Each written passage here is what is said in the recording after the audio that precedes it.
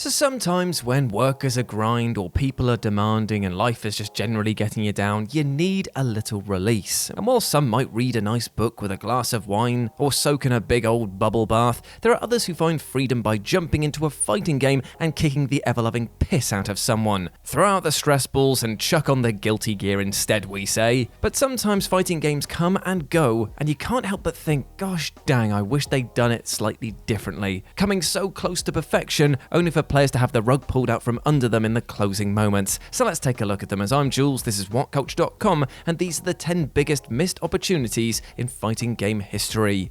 Number 10. Saints Row: The Cooler. The gaming industry is littered with the corpses of video games that never were, and the fighting genre has plenty of experiences with this, as it's no stranger to a cancelled game or two. There's a never-ending barrage of titles that just ceased development, but this surprising title is a very potent what-if. You see, the Saints Row franchise probably needs as much love as it can muster right now, especially with the embarrassment of the 2022 reboot, but of all of Volition's bombastic and wild adventures, this one could have been the most out there. In 2010, THQ collaborated with developers Heavy Iron on a mission to create the first Saints Row motion-controlled game. The title was called Saints Row: The Cooler, and it would have given gamers the chance to jump into bars and get into fights, all with the physical actions coming from you, with Microsoft's Kinect and the PlayStation Move behind the wheel. This game would have allowed you to fight in locations seen in Saints Row 2, and had additional features like flirting with bar patrons and even watching strippers. Would it have been good? Who knows? But finding out for yourself would have been fun. Number 9. Mortal Kombat vs. DCU Universe's empty roster. Do you want to find a gaming genre that handles crossover with gleeful vigor and bone-crunching action? Well, boy howdy, you better look at fighting games then. The genre is awash with epic crossovers, including pop culture character cameos and full-on IP-mashing titles. Marvel vs. Capcom, Super Smash Bros., Street Fighter Cross Tekken, the list goes on. So where does MK vs. DCU stand on that spectrum? Well, it's more towards the mundane end. MK vs. DCU is not an atrocious game. I mean, it handles well, it has a fun story, and it's the kind of bizarre crossover that gaming fans live for, but it's also a surprisingly hollow title that's nowhere near as bombastic as it should have been. And the big reason for this stems from the pretty barren roster of playable characters. The title boasts, including unlockables, 22 characters altogether, 11 from MK and 11 from DC. This is woefully low, considering the game is splitting itself between two massive IPs. There isn't even the excuse of technical limitations here, as previous games had more characters, with Armageddon completely dwarfing it with a staggering 62 playable characters. Where's Johnny Cage, Kung Lao or Melina? Where's Robin, Cyborg or Harley Quinn? Even just 5 additions to each side could have made the game more full. And while they're at it, they could have fixed the bloodless fatalities as well. Oh well, at least we got Injustice right. Number 8. No sequel for Skullgirls? Original fighting game franchises don't come about all that often, and that's what made 2012's Skullgirls such a breath of fresh air. It had punchy mechanics, hand-drawn sprites, and a stunning art deco design, as well as custom assists and more. Plus, best of all, it was something entirely new. Yay! The game was received really well, both critically and financially, so it seemed like a no-brainer that they would go for a second installment. Well, it's been about a decade, and the only new content that fans have seen are a re-release, a port, and a spin-off. Skullgirls has had a lot of trouble in its lifetime, with a nasty lawsuit against their publisher Autumn Games, cutting off their financial support. This forced them to lay off their development team, reform as Lab Zero Games, and rely on crowdfunding for post-release content. That track record of bad luck didn't stop after the game found success, as accusations of sexual assault were raised against the lead designer, causing Lab Zero Games to dissolve. With all this trouble, it's no surprise that a sequel hasn't been worked on. Number 7. Sans in Smash Bros. Ultimate. Once upon a time, there was a little game called Undertale, maybe you've heard of it. It was a tiny indie game that became so overwhelmingly popular, it overtook the internet. And one big piece of the puzzle was a skeleton dude named Sans, a fun, quirky, and very cool character. He was such a huge hit for a while that he wasn't just part of internet meme culture, he was bloody meme culture. The unprecedented success of Undertale drew in a lot of eyes from the gaming industry, and it didn't take long for fans to start pressing for one of its biggest characters to join the fray. Sans in Smash seemed like an absolute no-brainer, as his fighting style would mesh well and it could capitalize on his rampant popularity. But in the end, Nintendo opted for a compromise that was somewhat satisfying, but still a huge disappointment. Nintendo revealed in 2019 that Sans would be joining the legendary franchise, but in the form of a costume for the Mii Gunner character. It was exciting to see him included for sure, but it still felt only like a taste of the pie when fans wanted the whole slice. A traditional character inclusion with a fully developed moveset seemed way more fitting, but players had to make do with this half-baked inclusion. Number 6. Great characters were missing from the King of Fighters All-Star. If you're talking about the most famous and beloved fighting game franchises, you may hear many names like Tekken, Virtua Fighter, Mortal Kombat or Street Fighter, but some slightly more underground, hipster-esque players might proclaim the King of Fighters as well, the King of Fighters. While it's not the biggest IP, this franchise has had its time in the sun, and one particularly entertaining venture is the beat-up style role-playing mobile game The King of Fighters All-Star. It's an enjoyable little romp, and a big part of that comes from the use of crossover characters from all walks of entertainment, including anime, gaming, and even WWE, but littered throughout all of those names is a slew of missed opportunities. Many of these crossovers are missing vital characters who felt like shoo-ins. You've got Street Fighter with no Ken or Cammy, the 7 Deadly Sins with only 5 sins for God's sake, WWE with no Brock Lesnar or Stone Cold Steve Austin, and the list goes on. Of course, you can't feature every character in these crossovers, but many of the names included feel like wasted spots.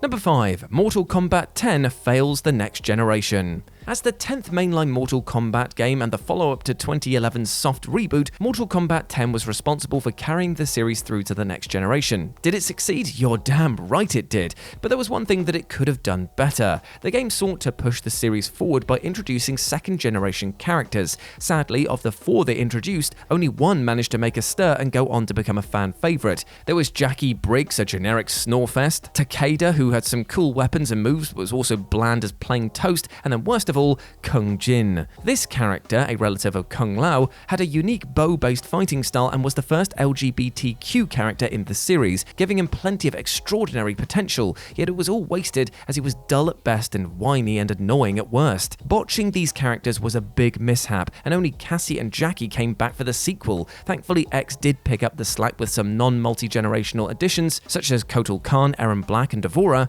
but still it was a shame to see these legacy characters flop. Number 4. Sonic Smackdown isn't a mainline title. Now, being a Sonic the Hedgehog fan is kind of like having stomach troubles. It's nothing to be ashamed of, yet you'd rather keep it to yourself. The series has felt utterly cursed for a while now, with countless titles that have dragged the character's name through the mud. And looking over Sonic Frontiers, we can see another game that only managed to set the world alight in a very different way, because the game code looks like it's on fire as it tries to load in all of those textures. But of course, we can see this series' worst qualities also found in its ventures into its fighting games. Its biggest fighting game was the 1996 title Sonic the Fighters, which was alright for the time, but has aged about as well as a milk carton left in the sun. But what makes this worse is that there is a bright shining light for Sonic fighter games, but it only comes in the form of a fan-made title. Sonic Smackdown is a free-to-play fighting game that's so smooth, stylish, and polished that it's shocking to believe that it's not an official release. The roster is full, the backgrounds are luscious, and the cartoonish art style blends perfectly with the series. It is a game so good that it deeply makes you wish that it had the publishing power of Sega behind it, but alas,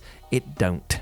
Number 3. The lack of Tekken Cross Street Fighter. Street Fighter is one of the biggest progenitors of the fighting game genre, a classic franchise with an eye-catching art style, punchy combos, and a wide array of iconic characters. Tekken, on the other hand, is an insanely well-designed fighter with dark visuals, a compelling set of fighting styles, and a rewarding learning curve and complex storytelling. Both are excellent, and both are beloved. So with all that prestige and high acclaim, it's no surprise that fans went ballistic when Capcom and Namco announced that they'd be collaborating on a pair of titles crossing the franchises over. Both IPs would get their time in the sun, as there would be a duo of games featuring fighters from both franchises, with each one emanating the style of either Street Fighter or Tekken. It was happy days indeed, but sadly, only half of this prophecy has come true. The first of these titles, Street Fighter Cross Tekken, did indeed release, and it was well received by critics, but not so much by fans. There was hope on the horizon for the second crossover, Tekken Cross Street Fighter, but those hopes were dashed crashed after it was put on hold in 2016. Sadly, Street Fighter Cross Tekken's financial underperformance was the death knell for Tekken Cross Street Fighter,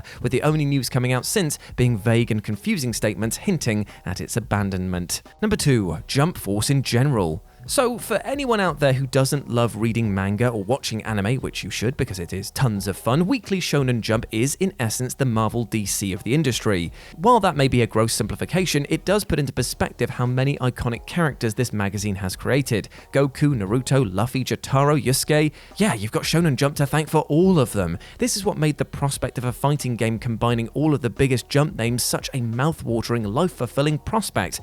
Jump Force was the ultimate anime fighting game on paper, but sadly, in practice, it was nothing more than a bland, hollow, and unsatisfying gaming experience that could entertain you for a couple of hours before growing stale. The game had a lukewarm reception from critics and audiences and ended up getting discontinued in 2021. It was delisted from digital stores in February 2022 and eventually had its servers closed down 10 months later. This put the final nail in the coffin of this massive missed opportunity. If the game had done well, it could have been a mega hit, sporting a decades-long franchise and seeing new fighters introduced from the likes of Demon Slayer, Chainsaw Man, Jujutsu Kaisen, and more. Instead, it remains a haunting memory for those who wanted something special. And number 1, never getting one good Star Wars fighting game.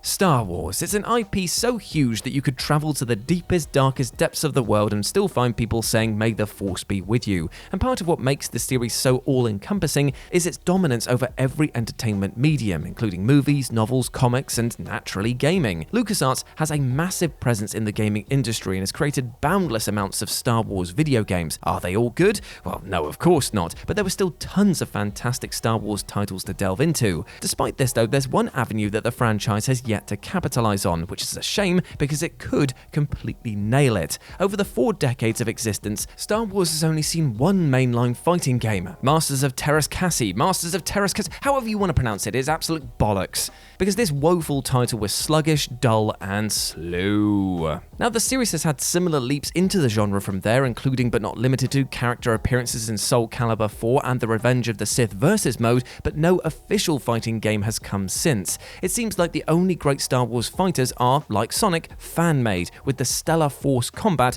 showing just how bankable a game like this could be. And there we go, my friends. Those were the 10 biggest missed opportunities in fighting game history. I hope that you enjoyed that, and please let me know what you thought about it down in the comments section below. As always, I've been Jules. You can go follow me over on Instagram, where it's @RetroJ, but the O is a 0. Hope to see you over there, and you can check out all my Warhammer paintings that I do. As always, I've been Jules. You have been awesome. Never forget that, and I'll speak to you soon. Bye.